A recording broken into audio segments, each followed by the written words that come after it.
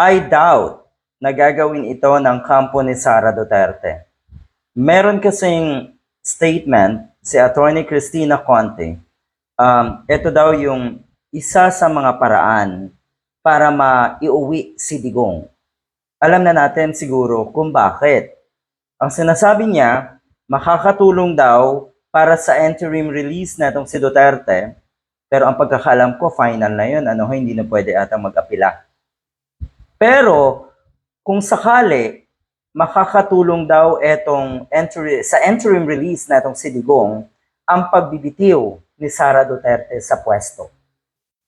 Ito ang posibilidad, posibleng makatulong dahil wala na sa power ang mga Duterte. Mantakin nyo, dito sa atin, dito sa ating bansa, pag politiko ka, yun yung tingin yun yung impression ng tao na ikaw ay powerful.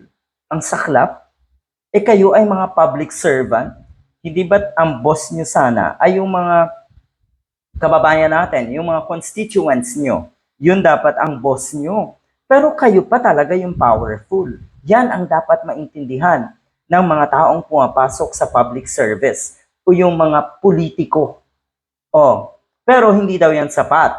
Hindi sapat na si Sara Duterte lang ang umalis at magbitiw sa pwesto. Dapat daw lahat ng Duterte ay mag-resign.